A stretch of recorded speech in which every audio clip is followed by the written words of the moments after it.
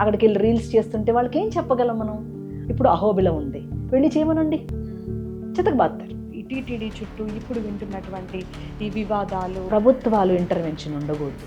ఇన్నేళ్లుగా లేనిది లడ్డూలో కల్తీ జరిగిందని చెప్పి, జంతు కొవ్వు కలిసిందని చెప్పి జరుగుద్ది.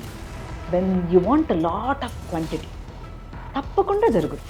ఇప్పుడు ఉదాహరణకి మనకు బియ్యం పండాలనుకోరా తల్లి, ఎకరానికి అంతకు మునుపు మనకు పండేది 15 బస్తాలు పండేది.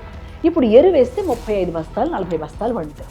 సో ఇప్పుడు తిరుమల పవిత్రత మీదే చాలా ప్రశ్నలు వస్తున్నాయి. తప్పకుండా ప్రభుత్వం ఇంటర్వెన్స్ ఉంటే ఉంటుందమ్మా. రీసెంట్గా టీటీడీ చైర్మన్ వీడియో ఒకటి బయటకు వచ్చింది. ఒక పొజిషన్లో ఉన్న వ్యక్తి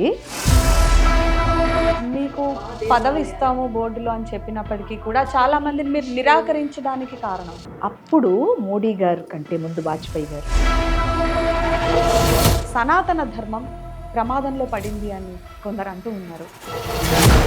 ఇప్పుడు హిందుత్వం మా వల్లే కాపాడబడుతుందని చెప్పేసి బీజేపీ అంటోంది. ఒక ఆర్ఎస్ఎస్ లేకపోతే నా దేశం దేశం.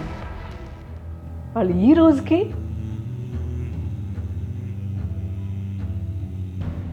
వాళ్ళ జీవితాన్ని త్యాగం చేస్తారు. వాళ్ళు ఉండరు, వాళ్ళకి పెళ్ళిళ్ళు ఉండవు, ఫ్యామిలీస్ ఉండవు, దేశం కోసం ధర్మం కోసమే పనిచేస్తారు.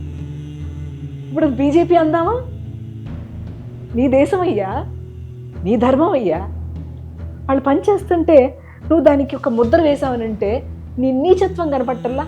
ధర్మ పరిరక్షణ గురించి పవన్ కళ్యాణ్ ఒకవైపు దీక్ష కూడా చేపట్టారు.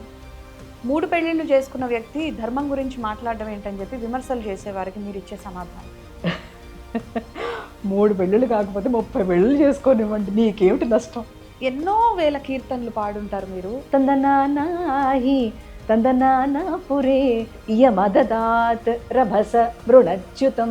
ఏదైతే గిన్నెస్ వరల్డ్ రికార్డ్ కానివ్వండి, లిమ్కా బుక్ ఆఫ్ రికార్డ్, ఏం ఎదిగిపోయింది సమాజం? ఏంటి సివిలైజేషన్ అంటే?